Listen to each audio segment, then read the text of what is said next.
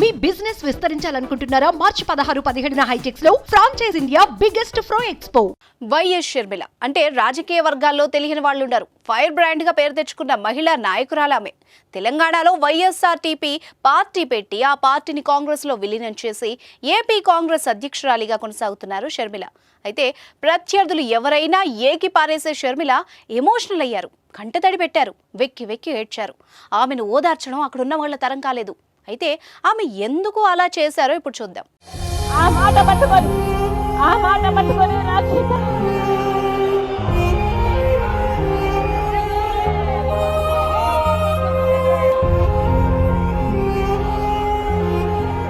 గురువారం ఆమె అమరావతిలో మాట్లాడుతూ కాంగ్రెస్ పార్టీ ఏపీకి ప్రత్యేక హోదా కోసం ఉద్యమించాలని నిర్ణయించిందని, ప్రత్యేక హోదా ఉద్యమం భుజాన వేసుకున్న పార్టీ కాంగ్రెస్ పార్టీ అని, గొర్రెల్లాగా ఉండొద్దని సింహాల్లా బయటకు రావాలని పిలుపునిచ్చారు.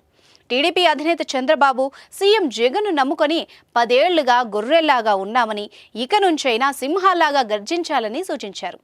జగన్, చంద్రబాబు, పవన్ కళ్యాణ్ ఈ 3 పార్టీలకు ఎవ్వరు ఓటు వేసినా బీజేపీకి వేసినట్టేనన్నారు. ప్రత్యేక హోదా కోసం మనం సింహాల్లా పోరాడి సాధించుకోవాలని, అవసరమైతే లాక్కోవాలని షర్మిల అన్నారు.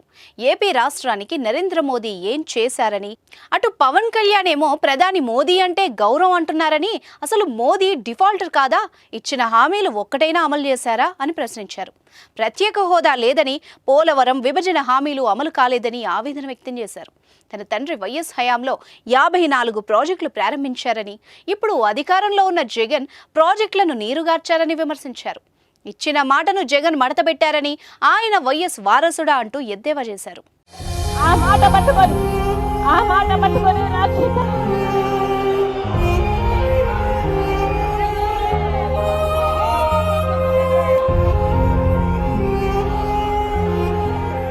ఇక ఏపీకి ప్రత్యేక హోదా కోసం పోరాడే వాళ్లు లేరు కాబట్టే తాను ఏపీ ప్రజల కోసం వచ్చానని షర్మిల అన్నారు.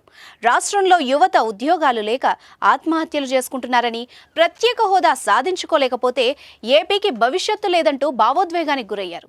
బీజేపీ పాలక ప్రతిపక్షం మోసం చూస్తుంటే తనకే బాధగా ఉందన్నారు. ప్రత్యేక హోదా కోసం కాంగ్రెస్ పార్టీగా డిక్లరేషన్ ఇచ్చామన్నారు. ఏపీకి ప్రత్యేక హోదా కాంగ్రెస్ అగ్రనేత రాహుల్ గాంధీతోనే సాధ్యమని వైఎస్ షర్మిల వ్యాఖ్యానించారు. ఏపీకి జరిగిన అన్యాయంపై మాట్లాడుతూ వైఎస్ రాజశేఖర్ రెడ్డిని తలుచుకుని ఎమోషనల్ అయ్యారు షర్మిల. ఏడ్చుకుంటూనే మాట్లాడారు. ఒకానొక సమయంలో మాట్లాడలేకపోయారు కూడా. కొద్దిసేపు మౌనంగా ఉండి మళ్లీ తన ప్రసంగాన్ని కొనసాగించారు.